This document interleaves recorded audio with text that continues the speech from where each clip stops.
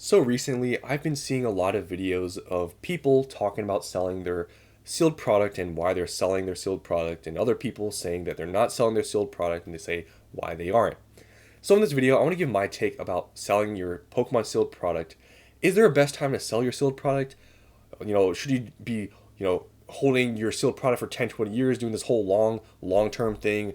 I've been just seeing so many different, takes on selling and investing that I wanted to give my own opinion about this whole investing thing. So, I guess first I want to explain my perspective and sort of my whole strategy with investing in Pokemon. So, right off the bat, I'm not one of those people that holds every single sealed product for 10, 20 years or say they're going to do it. And the reason I don't do that is because, the amount of sealed product I buy, you know, I buy enough to the point where I wouldn't be comfortable holding that amount of money or whatever for 10 or 20 years. And I wouldn't be able to buy, all the new releases if I'm buying like 50 of a single box. And, I wouldn't be able to just, keep that going, just holding 50 of this set, 50 of this set. So for me, the whole, thing with just holding everything long term, I don't really do. I sell some off and I'll keep some long term. In my sort of general, I guess, strategy is, whatever makes sense at the time, I'll do it, right? So let's say I have 50 of this certain booster box, right? And let's say I bought them for an average cost of $100. Let's say in a year they go to 300, okay? I'll maybe sell 20, 25 of those. And let's say maybe 6 months, a year later, after that, they go from 300 to 500. I'll sell maybe what? Another 10, another 12, another 15, whatever. And let's say time goes on, that booster box in a few years after that goes to 1,000. I'll sell whatever remainder I have until I get to the point of having around 1 to 2 cases of that set. And that's sort of my strategy. And the reason why that's sort of my strategy and how I do things is because my selling strategy is very different from other people. For me, I really try to, avoid selling online because personally, I'm just sort of scared of selling very expensive sealed product on the internet. I'm very scared of, these, scammers. I'm scared of people being picky about maybe a seal on this, box. Oh, it has this little wrinkle. There's so many people, in the space that collect these sealed products, obviously. And when they get expensive, it's possible people will be just very anal about certain things. Scared about, packages maybe going missing or complaints. I really try to avoid selling online for like very expensive items. So therefore for me, I don't want to have 50 boxes worth like 3,000, 2,000 each. Also there's, points of liquidity and all these sorts of things. But just generally for me, I don't want to have large amounts of, a single sealed product that I know would be harder to sell and it'd be harder to sell fast versus just selling along the way and just keeping a case or two long term, because selling a case or two wouldn't be that difficult. But having 50 of these boxes, for me, trying to avoid selling online, it would be sort of hard to do that. So for me, I just kind of like to also keep the ball rolling, selling some off as time goes on, using that money for new releases. That's where I'm comfortable because, just with my whole strategy and situation, that sort of makes sense. And that's kind of what best fits me. And I really want to emphasize that point that it's whatever best fits you, right? So my strategy of selling some along the way, keeping some, a case or two to hold very long term. For some of you guys out there, your strategy might be very different. Your strategy might be the same as mine. Your strategy might be like holding everything 10, 20 years. Everyone's different, right? And that's where I feel like in this whole space, when people criticize, other people for selling at certain periods of time or why they're selling, I don't understand it because everybody's situation is different. Some people have more money than others. Some people have less money than others. Therefore, your strategy is going to be different than somebody that maybe has less or more money than you. Because somebody that has millions of dollars, if they're buying these booster boxes and they're buying maybe, I don't know, 10 cases or whatever, I mean, if they have millions of dollars, they're not going to care to sell that for a few $100. They're going to wait till that gets to a few thousand and maybe then they'll consider it. It's all relative, right? So when people say, oh, you got to hold long term until this box is $1,000, $2,000, it's like, what? It's like everyone is different. Everyone's selling strategy is different. Some people have platforms where they can sell, and some people have, different, connections where maybe it's easier. I know now there's these consignment services you can use. Whatever your reasoning may be, I feel like people in the space get too hardly judged on when to sell or why they're selling. And I feel like that's something in the space that sort of, I wish would go away with judging people with selling or whatever they may be doing. Because this whole, I think mindset always gets preached so much with long term. I feel like it's so overstated. And so many people say they do it and they don't. This whole mindset saying they're going to hold for 10, 20 years. So little few people do it. And if so many people did actually hold 10 or 20 years, the price of those boxes and everything, like obviously people are not just going to dump and just flood the market, but it would be then very different with prices if everyone really did hold for that amount of time. The amount of sealed product of these sets we would have in 10, 20 years would be so extreme to the point where the prices we see with some of these other older products, maybe like pre Sword and Shield, pre Sun and Moon, or pre even XY, the price that we saw with those, like, that may not happen with these if that was actually the case. But guess what? So far, we're seeing with some of these sets like Evolving Skies, even some of these Sun and Moon sets where the prices are going, it shows people don't do this whole 10 or 20 year thing. So I feel like people that really preach it and hate on other people for selling within a few years and they double or triple their money, I feel like the whole criticizing thing really needs to go away. You're telling me doubling or tripling your money, it's bad to lock that in? Like, are we being for real right now? I feel like in this whole space, even though history does show a lot of these things do happen with certain prices at certain points, 5 years, some of these boxes go like crazy. Yeah, we have history of that. But to tell somebody that this box, if you can double your money, triple your money in a few years, and you're stupid or whatever for selling it, I feel like that sort of mindset and that sort of thing, I wish it would go away, because I feel like in this space, people can be too greedy with the amount of gains you need to see before you sell, or else you're like, you're dumb or whatever, you sold too early. It's like, if you're happy with the gains you are seeing, who cares what other people say? If you are happy, just do it, right?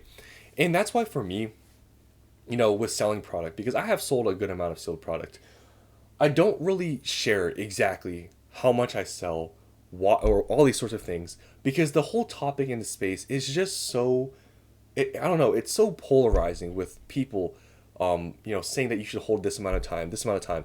In my opinion, there's really no right time. You're never going to perfectly time when to sell something before, it stops going up or something. It's like, you can't predict all this stuff. You can make guesses when, maybe, oh, I'm going to sell here, then it's going to stagnate for a long time, so this will be the best time to sell. You can make all these estimations, these guesses, but you're never going to get to that point of being perfect. So that's why, for me, I don't worry about it. I just move along. If I'm happy at this current time, let's say for any of these products I'm going to show you here, let's say Paldea Evolve, let's say you bought this at $80, right? Because that was possible. Even though this will go higher, 100%. But if you have maybe a good amount of these, selling some of these, maybe tripling your money in just a couple years, that's not a bad idea. Even though this will go higher, yes, it will. But if you are happy with the gains you're seeing, it doesn't matter what people think. And that's what I really want to emphasize in this whole video and all my rambling. Who cares what other people think? If you're happy and you can confirm and guarantee you can sell and make that money and profit, and you are satisfied, I wouldn't worry about people saying that you're not a real investor. You didn't hold 10 or 20 years, you're a Timmy. Who cares, right? And that's why for me, with selling stuff, I don't talk about it. Because there are some products that people will be like, why are you selling this? It's going to go to $1,000. Yeah, it probably is. But like I said, my selling strategy, very different from other people. And my just worries about certain things, my idea, all this sort of, everyone's mindset is different. So I just feel like this whole selling thing where people say not to sell or to sell, it's so hard to talk about it, right? Because you can argue many different aspects, many different ways why you should or shouldn't sell something. But for me, with my strategy, I'm pretty, I guess, adaptive to how things, work in this market. If I have, some of these boxes that maybe I really wasn't going to sell because of whatever price point was at, but then it just skyrockets within a few months, my strategy can change and maybe I'll secure some of those profits. Maybe if previously I had said that I wasn't going to. All this stuff in this whole space, to me, it just depends on what happens, what is happening in the time that I guess things are happening, right? In this market, things skyrocket. Maybe I'm going to sell more than maybe I previously was going to do, right? Like for me, this whole space, the way I take it is like I really believe long term this stuff does actually, continue to go up and there will still be demand. But also I am also more, I guess, on the conservative side of not holding large amounts of individual products because of all the things that I've mentioned, liquidity, my selling strategy, all those sorts of things that I think about is why I don't really hold every single thing long term, and also just me being able to roll my profits in the more shorter term, maybe in a year or two, selling some still product off and using that for the new stuff. So that's basically, I guess, all I wanted to really say. I know this video is kind of maybe all over the place, but I've just been seeing so many people talking about, selling or not selling. Like I said, this thing is so simple, right? If you are happy with the gains, doesn't matter what other people say. Because if other people are going to influence you with what you say, like, I don't know what to tell you. It's like people that will say, especially this is the one thing I guess I want to end off here. I really haven't showed any other screens in this one, but I'll go through these while I say this. Any person saying in preaching that you have to do this long-term mindset to be a real investor, you have to hold for 10, 20 years. I feel like the mindset is so flawed because the person that is saying that may have a very different situation than you. They may have a huge platform that they can sell on. They maybe have a huge customer base they can sell to very easily versus you. Maybe you don't have these connections. Maybe you don't have this platform, and maybe you would have to go sell through whatever. Maybe you would have to sell by yourself on eBay. Maybe you would want to sell in person. And that's why I feel like this whole strategy people preach with long term and you got to hold till this booster box reach thousands of dollars. I don't know. I feel like the whole thing, it's just so dependent on your situation and how you plan to sell, and all these sorts of things where I feel like the whole thing with people saying like not to sell or whatever, it's just so hard to talk about.